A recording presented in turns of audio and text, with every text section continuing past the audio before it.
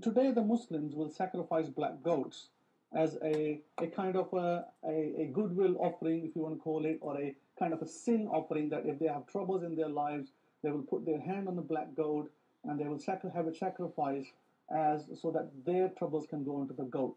So black goat is important in that area. Black goats are common. Now, coming back to King Solomon, where do we find King Solomon's identity? We are going to progress into that. Song of Solomon, chapter 5, verse 2. I sleep, but my heart is awake. It is the voice of my beloved that knocks, saying, Come open to me, my sister, my love, my dove, my perfect one, for my head is filled with dew, and my locks with the drops of the night. What are these locks? These are braids. This is talking about King Solomon. King Solomon had braids, he had locked hair, the locks that you might see on a Rastafarian. That's the kind of locks we're talking about. The locks that you see on Negroid people. Yeah, Negroid, if you heard that right. So these locks define King Solomon. White people who have long hair do not have locks. Doesn't matter if their hair is falling down to their feet, they never have locks. On the other hand, Negro people, when they grow their hair long, naturally it locks. So this is talking about King Solomon with locks. That should be 100% proof that he is a black man. But we don't stop there, we go further. I want to show you something else which is quite important, because in a discussion that I got in with perhaps a Caucasian man or a while ago over the internet, he was obviously trying to show me that King Solomon's white. Ignorance breeds ignorance, unfortunately. He quoted this verse to me, one of these verses, Songs chapter 5, verse 10. My beloved is white and ruddy, the chiefest among 10,000. So look, he is white. It's written white there. Well, just because somebody mistranslated the Hebrew, does it mean that he's white? We have to look at what the Hebrew text says. And we have to notice that this is King James Version Bible. In the Hebrew, it says, Dodi Zach Adum. Now, I'm going to read out the version AFNHSS, Abrahamic Faith Nazarene Hebraic Study Bible, what that says. So, the Hebrew, now, those people of you who speak Hebrew out there, listen carefully. Dodi Sach. Here we go. Let me find the text here first. Dodi Asach Adum. Now, the text reads, My beloved is dazzling in the Abrahamic Faith Bible. The word Sach, I'm going to show you the word Sach, the Hebrew word, is here. Zadi and a Chet. I'm going to come back to this Zadi and Chet in a minute, but Zadi and Chet are important. The Chet character always defines something quite important of a person's character. Always. It is used in Hebrew, in ancient Hebrew, in such a way. So when we say Zach, the term actually means dazzling in this particular instance, in context. He is dazzling and reddish black. The adum does not mean red as most people have translated it. Zadi, Dodi, Zach, Adum. Now, your Bibles may translate it as white and ruddy, and most of the Bibles out there I've seen, Hebraic roots and what have you, always translated the similar way. They are incorrect, unfortunately. This is where the Abrahamic Faith Bible is miles better. Dodi, Zach, Adum actually does mean that his skin was dazzling. When you look at a black man standing in the sun, notice his skin is shining. So the dazzle on his skin is what this is talking about. It is not talking about his color. Zach does not mean white. And I will prove that to you in a second. I will prove it to you from the Jerusalem Bible that it does not mean white. White is an incorrect translation. Whoever put it in there was obviously ignorant of the text, didn't know, and so decided to make it white. For instance, the JPS, which is a Jewish publication Bible, it reads, My beloved is white as well. Okay? Now, again, this is incorrect.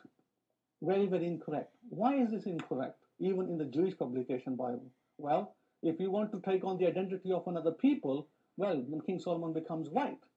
If you want to take the identity of Abraham and call yourself Muslims, for argument's sake, Muslims say that Abraham was a Muslim. Therefore, For all practical purposes, Adam is a Muslim, Abraham is a Muslim, Moses is a Muslim. You take on the identity. That's actually what has happened.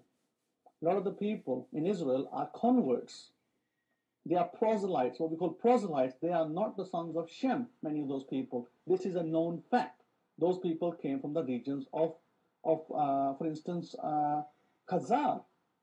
So you need to look up this history, who these people are. They're sons of Japheth. They're not sons of Shem. However, they have taken on the identity. So when these people will translate the text, and remember, JPS wasn't translated in the first century. It was translated centuries later. Then, of course, you can make it whatever you want to, whatever fits the bill. That has happened, unfortunately, sometimes. Whether that was deliberate or not, that's not the argument. Discussion is it did happen. So we look at the word zach, which doesn't mean white. So what is a Hebrew word for white, you might ask? The Hebrew word for white, my friends, if you want to look it up, is Laban. Remember Laban? Do you remember Eliezer, Abraham's servant, going to Laban? He is described as white. That is the term for white in Hebrew. Please check it in your Bibles in the book of Genesis. So the word adum. Now, why did I translate adum as reddish black in the AF Bible? You might say adum means red. If you said that, you would be wrong, because you are going with popular translations again, not with ancient translations, ancient text. Let me bring you back. Alif, Dalit, and Mim in adum. Look over here, the African continent. And I spoke about the Nilotic people. Hebrew Israelites are a Nilotic people. Look over here and notice that when the word adum is used in the Bible, it's not describing their color as red, incorrectly as perceived. It is actually describing that where they came from, earth. They came from the earth near the Nile, the fertile soil. So it's describing the fertile soil. So when blood goes into the ground, it mixes in the soil. What do you get? Red, black.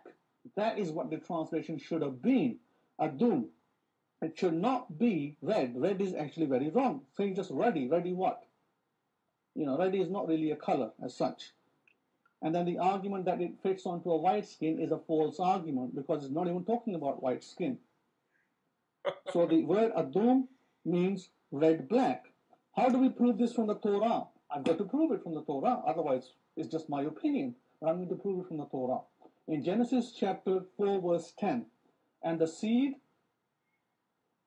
and Genesis 4:10, and he said, "What have you done? The voice of your brother's blood cries to me from the ground." Now here, the word for blood is dam, okay? And the word for earth is adamah. This is what we call a Hebrew wordplay, where the blood fell into the ground, mixed into the clay, and you end up with red-black. Okay? That is why the term should be translated as red-black and not as red or ruddy. Black people often, in the past, the Egyptian pictures, you will see that they had a reddish hue to them. And if you look carefully at a brown skin of a black person, if you look at the skin, you will see a red hue sometimes, even on their face. You will see slight red hue, but you got to look carefully. So, going back to this, that we find that the ancients, when they saw the fertile Nile Valley over here, when the ancients saw it, they associated the color of blood with the earth, meaning earth and blood together. You can't separate the blood from the earth, because the original man was created here. If he was created here in the continent of Africa, which is known throughout the world, Israel being in Africa, then you can't dispute that. It's indisputable. So we can see the wordplay going on in that particular text. Now the word zach. The word zach, I'm going to come back to that. That actually means, as I described earlier, dazzling. And the other translation for the word zach is hot. Now, notice the inconsistency of the King James Version translators. So what they did, they took the word zach here in the text of King of Solomon, Songs of Solomon, and they translated it white. At another place, they did not translate it white, they translated it as dry. Notice the difference? What's the difference between dry and white? It's a big difference. So my friends, we must understand that there are reasons for this, but we're going to end it here. We're going to end it here, and we're going to continue in the next segment, and we will call that the next part of it, because this has gone on for long. So I want you to stay with me, and we will come back shortly in the next segment. Thank you. Shalom, shalom to you.